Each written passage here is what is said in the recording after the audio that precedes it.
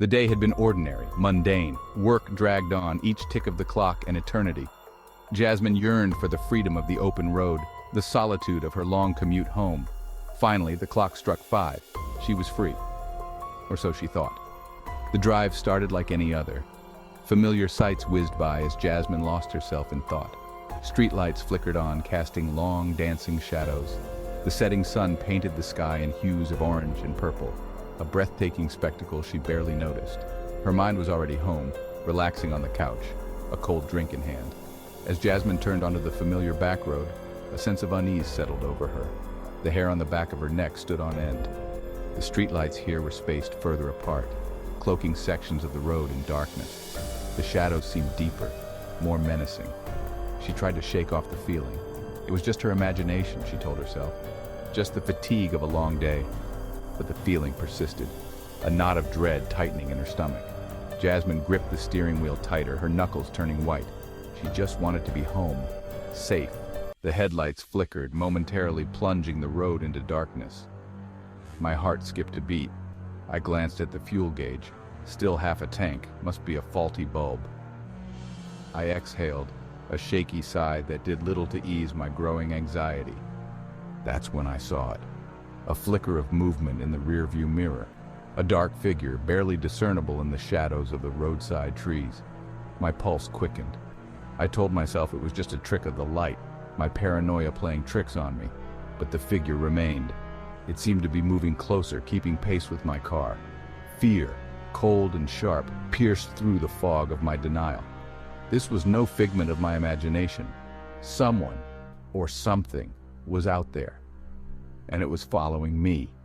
I pressed down on the accelerator, the engine roaring in protest as I pushed the car faster. My eyes darted between the road ahead and the rearview mirror. The figure was closer now, emerging from the shadows. A tall, imposing silhouette, its features obscured by the darkness. Panic welled up inside me, threatening to consume me. The screech of tires shattered the silence. A dark sedan had pulled up alongside me, boxing me in. My blood ran cold. This was no coincidence. This was a planned attack.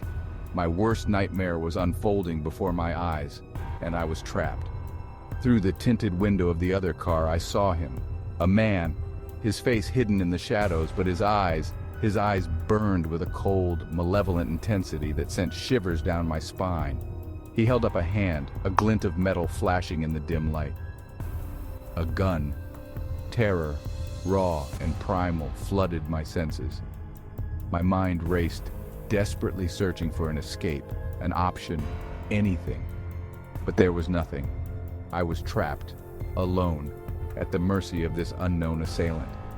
My heart pounded against my ribs, a frantic drumbeat in the silence of the car. He gestured with the gun, a single menacing motion. "Get out of the car!" The message was clear. He didn't need to say a word. My body, paralyzed by fear, refused to obey. I sat frozen, staring at the gun, my breath caught in my throat. The man, growing impatient, slammed his fist against the window. The sound, sharp and explosive, jolted me back into action. I fumbled for the door handle, my fingers trembling uncontrollably.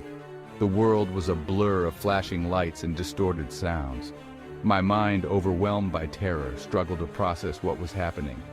He grabbed the door, yanking it open with a force that sent a jolt of pain through my arm. "Out!" he snarled, his voice a guttural growl that sent chills down my spine. I stumbled out of the car, my legs feeling like jelly. He shoved me toward the side of the road, his touch rough, threatening. "Don't try anything stupid," he hissed, pressing the cold steel of the gun against my back. I nodded, unable to speak, my throat constricted by fear.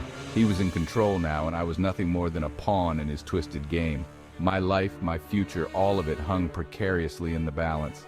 He barked out orders, his voice cold, devoid of any emotion. He wanted my wallet, my phone, anything of value. I complied, my hands shaking so badly I could barely remove the items from my pockets. My mind raced, desperately searching for a way out of this nightmare. But every scenario ended the same way, with me hurt or worse. He snatched the items from my trembling hand, his eyes scanning the contents of my wallet.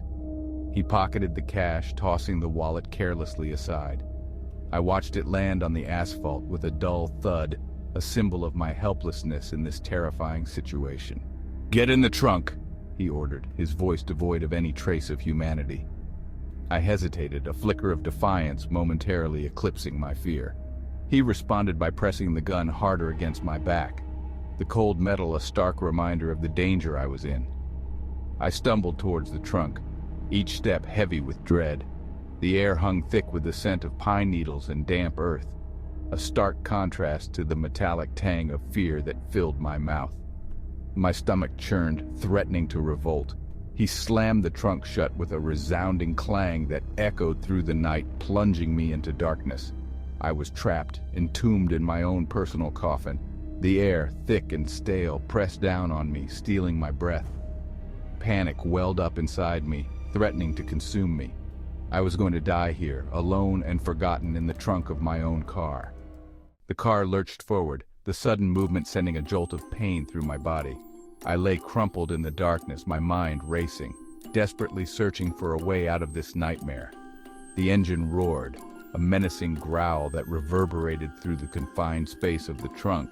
As the car sped through the night, I became aware of a faint sound, a rhythmic thumping coming from the rear of the car, the spare tire well. Hope, fragile and flickering, ignited within me. Could it be? Was there a way out? I inched towards the sound, my movements hampered by the darkness and the cramped space. My fingers brushed against something cold and metallic. The latch. With trembling hands, I fumbled with the mechanism, my heart pounding in my chest. The latch clicked open, and I pushed against the tire well with all my might. It swung open, revealing a narrow opening. A way out. Adrenaline surged through me, chasing away the paralyzing fear. This was my chance, my only chance. I had to take it. I squeezed through the opening, ignoring the scrapes and bruises that tore at my skin. The night air, cool and damp against my face, felt like a blessing. I was free, or so I thought. I found myself on a narrow bridge, a dizzying drop to the raging river below on either side. The car was speeding away, its taillights disappearing into the darkness. I was stranded, alone, with no way to call for help. The bridge swayed precariously beneath my feet, the wind howling like a banshee in my ears. I clung to the railing, my knuckles white with exertion. The rushing water below seemed to beckon, its roar a hypnotic lullaby that threatened to drag me down into its depths. Fear, cold and relentless, gnawed at the edges of my sanity. I had escaped one nightmare, only to find myself trapped in another, more terrifying reality. The bridge stretched out before me, a treacherous path to an unknown destination. I had no choice but to keep moving. I stumbled forward, my legs trembling with exhaustion and terror. The wind whipped at my clothes, chilling me to the bone. Each step felt like a monumental effort, my body screaming for rest. But I couldn't stop, not now. As I rounded a bend in the bridge, I noticed a figure standing in the distance, a tall, shadowy figure silhouetted against the faint glow of the city lights. My heart leaped with a flicker of hope. Could it be a rescuer?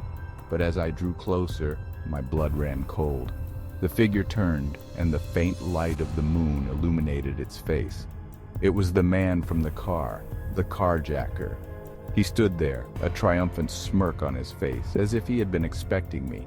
"You shouldn't have done that," he said, his voice a low, menacing growl. "Now, you're going to pay." He took a step towards me, and I saw the glint of metal in his hand. Not a gun this time, but something far more sinister, a large, rusty hook. He lunged at me, the hook whistling through the air. I screamed, throwing my arms up to protect myself. The hook caught on my jacket, ripping through the fabric with ease. I stumbled backward, my foot catching on the edge of the bridge. I teetered on the precipice, the roaring river below beckoning me closer. The man advanced, his eyes gleaming with a terrifying mix of amusement and malice. He seemed to relish my terror, drawing it out, savoring every moment. "Any last words?" he sneered, raising the hook for the final blow. I closed my eyes, bracing myself for the inevitable. But the blow never came. Instead, I heard a sickening thud, followed by a splash. I opened my eyes to see the man gone, vanished into the darkness. The only evidence of his presence was the faint echo of his laughter, carried on the wind. I was safe, for now, but the nightmare was far from over. I was still stranded on this bridge, alone and hunted. The man with the hook was out there, somewhere in the darkness, waiting for me to make a mistake. I pulled myself to my feet, my body aching, my mind reeling. The bridge stretched out before me, a treacherous path to an uncertain future. I had no choice but to keep moving, to keep running, to keep hoping that I would find my way out of this nightmare. But deep down, a chilling certainty settled over me. I would never be truly free of this night. The terror would linger, a shadow following me wherever I went. For I had looked into the abyss, and the abyss had looked back, and it had seen me.